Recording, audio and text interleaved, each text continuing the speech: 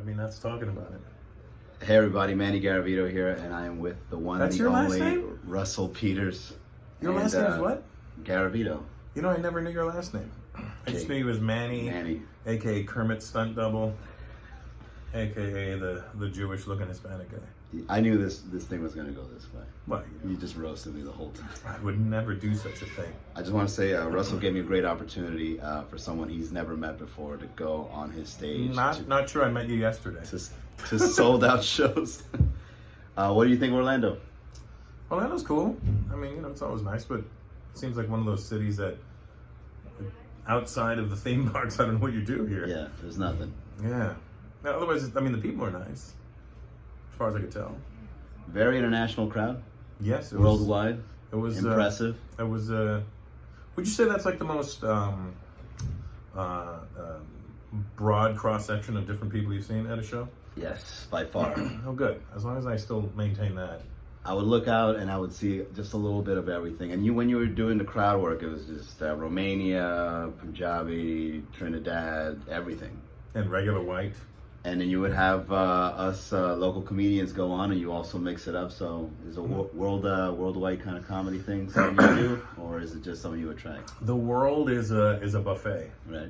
Would you go to a buffet that had the same food over and over? No, you would go to the one that has each little different section. That's what I think comedy should be. It should be a little bit of everything.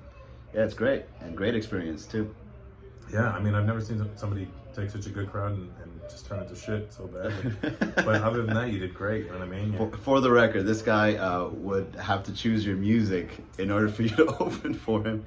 What were some of the songs we played? It's Raining Man. It's Raining Man was your intro song. For Kermit, I played that slow song from Titanic. My life will go on. My heart will go on. And yeah, and then for Ken, the black guy, I had the theme song for Dukes of Hazzard. Just a good old boy, never meaning no harm. Von Hagen, because she's like actually on the show, she gets to pick her own music. She gets real music. Oh, and Yoshi would get Kung Fu Fighting. That was so racist, by the way. Absolutely. And I usually extra it with I'm Turning Japanese by the Vapors. Okay, yeah, that's pretty good. Yeah, so you know, but that's Yoshi. We've been friends for big shout out to Yoshi, because Yoshi went to Miami out of nowhere. My lady's calling me. Okay, perfect. Let's do it. Hi, babe. I'm just doing a podcast with Manny. Hi, babe. What's all over your face? So this is going to be on the podcast. Okay, so I'll call you back. Okay, I'm eating good seafood. Great.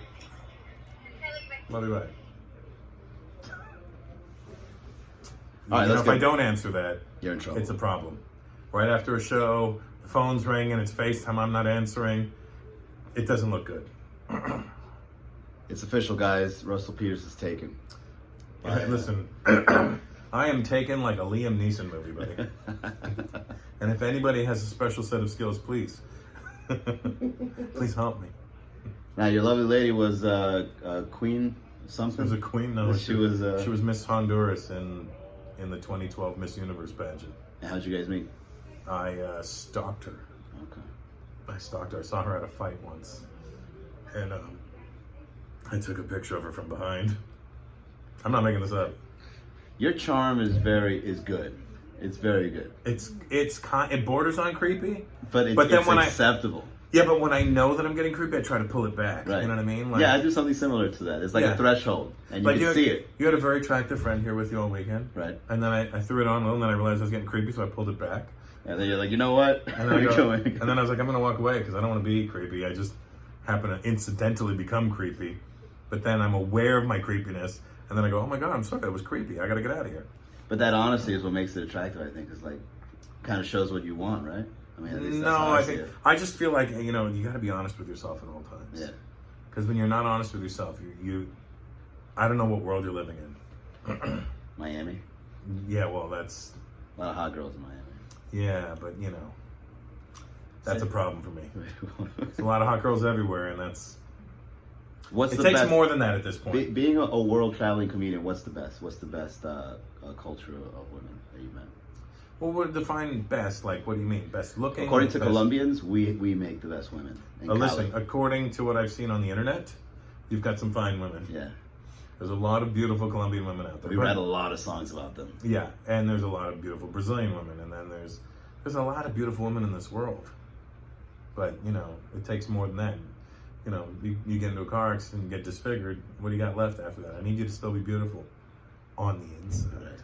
Oh, boy. What kind of qualities do you like apart from the outside? I like a girl who has a great sense of humor that bodes well with me. My girl doesn't really get my jokes, which kind of bothers me a little bit. I tell her all the time. I'll say something funny, she'll have no reaction. I go, best audience ever. Best audience ever. Well, has she seen you perform often? Yeah. That'll do it. Well, no, but it's I like... lost my ex-girlfriend because of comedy. Oh. I got tired of it. Well, no, you know, she wants to come and hang out at shows, but I'm like, I'm actually working. I'm not hanging out. And if I am hanging out, I'm hanging out with a bunch of other comics, and we just want to talk nerdy comic shit. Yeah. You know, that's what we do. We enjoy shop talk. Well, one thing I really appreciate you is that you're so accessible. Why do you give us comics such accessibility to get on your stage and get to know them? And Because I would have wanted that myself. that's a good point. If you want something, you got to, you know, put it out there. Set a precedent, set a trend, make it, you know, pay it forward. Nobody did it for me. Yeah. But, I mean, just because nobody did it for me, it doesn't mean you need to suffer because I did. Yeah. I would have always loved those opportunities, but you know, it never happened.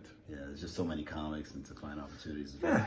So, and especially when somebody comes to your town, your local comic, it's, you know, you're not getting work. If you're here and you're a local comic, you're hanging out, it means you didn't get work this weekend.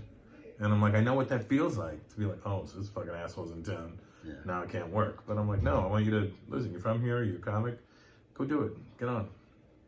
Well, yeah, man, I think what you did was great, and I know you're a very busy man. You got to get going. You got a big trip to do back to Canada for press. I gotta go to Canada for press. You got to wake up early. Freeze my huevos con leche off. But I wanted to do this podcast not only to get to know you better, but also to talk about your brand new Amazon special. Season 1, episode 1, right? Season 1 episode. I don't know why they do that on there.